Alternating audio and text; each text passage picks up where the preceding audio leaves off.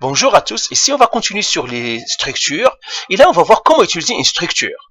Alors continuons sur le programme que nous avons déjà fait sur CodeBlock et nous avons utilisé déjà créer une structure ou bien un prisme. C'est un objet complexe, c'est pour ça qu'on a créé un type prisme parce qu'il a un nombre de côtés, il a un côté, etc. Maintenant comment je vais utiliser ce type? Eh bien on va l'utiliser normalement comme on utilise les types simples. Tout simplement j'écris prisme, P, et puis je vais l'initialiser. Alors, je vais l'initialiser à quoi? Ça veut dire donner des valeurs à ces propriétés. Premièrement, j'ai un nombre de côtés. Disons c'est un hexagone, je mettrai 6. Il a la mesure d'un côté. Disons 2.0. C'est un double, de fois je mettrai 0. Il a un apothème. L'apothème, généralement, on la calcule, parce que c'est un prisme régulier, donc je peux la calculer.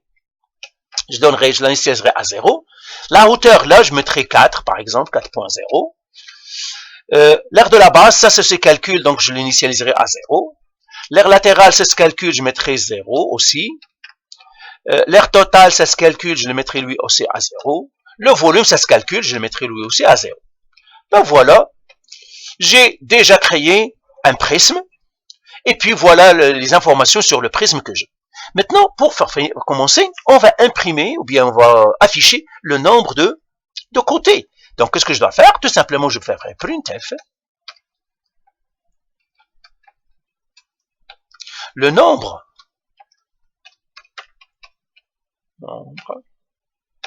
de côtés de ce prisme est. Alors, nombre de côtés de ce prisme est. Et je mettrai pourcentage D.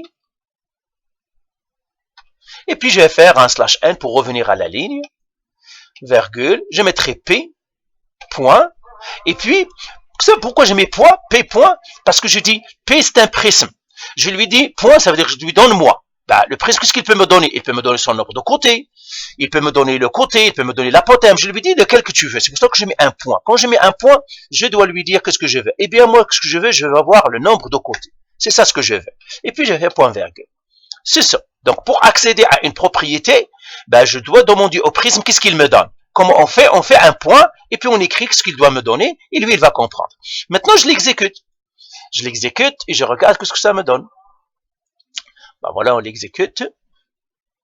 Ah, je dois l'arrêter premièrement. Et puis, je l'exécute. Voilà, il me dit, le nombre de côtés de ce prisme est 6. Alors maintenant, qu'est-ce qu'on va faire? Disons, on va changer le nombre de côtés. Disons, c'est un décagone. Il est 10. Ben, tout simplement, c'est facile. Je dois faire encore P, point. Ça veut dire du prisme, point. Ça veut dire, donne-moi ton nombre de côtés parce que je vais le changer. Alors, son nombre de côtés, NB côté. Et puis, je mettrai ici égal à 10. OK? Ça y est. Et ben, maintenant, pour vérifier ça, je peux pas faire encore un printf. Donc, je pourrais faire printf. Le nouveau nombre de côtés de ce prisme et je vais mettre encore pourcentage D, je vais faire un /n pour revenir à la ligne et puis je vais faire encore une fois virgule P point NB côté. Donc je lui donne-moi le nombre de côtés. C'est ça. Et je fais point virgule à la fin parce que sinon le langage C, le compilateur, va chialer. Alors, j'exécute encore, et là, je regarde le nombre de côtés de prisme est 6, le nouveau nombre de côtés de ce prisme est 10. Qu'est-ce que je peux faire encore? Je peux faire des calculs. Par exemple, disons, je vais calculer l'aire de la base. D'accord? Ou bien, je vais calculer l'aire latérale. Alors, comment on calcule l'aire latérale? Ben, l'aire latérale, c'est facile. Donc, j'ai le nombre de côtés, j'ai la mesure d'un côté, je peux calculer l'aire latérale. L'aire latérale, donc, tout simplement, je vais faire P, point. Aire latérale. Point. R latéral, il est là. Et je dois lui dire égal. Donc, P point latéral, c'est-à-dire l'aire latérale du prisme, égal. P point. Je lui dis, alors comment calculer l'aire latérale? Bien sûr, c'est le nombre de côtés fois le côté fois la hauteur. Donc, je lui dis, tu me donnes le nombre de côtés.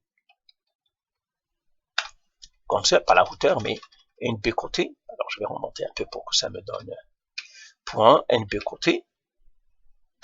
Qui multiplie la mesure d'un côté, donc je vais faire P point le côté, donc je lui demande de me donner son côté, qui multiplie la hauteur, P, point, la hauteur elle est là. Et je fais point virgule. Ben c'est tout. Ben voilà, j'ai calculé maintenant le prisme à son aire latérale. Pour vérifier ça, je peux faire un printf. Donc je peux faire printf. L'aire latérale est, l'aire latérale est,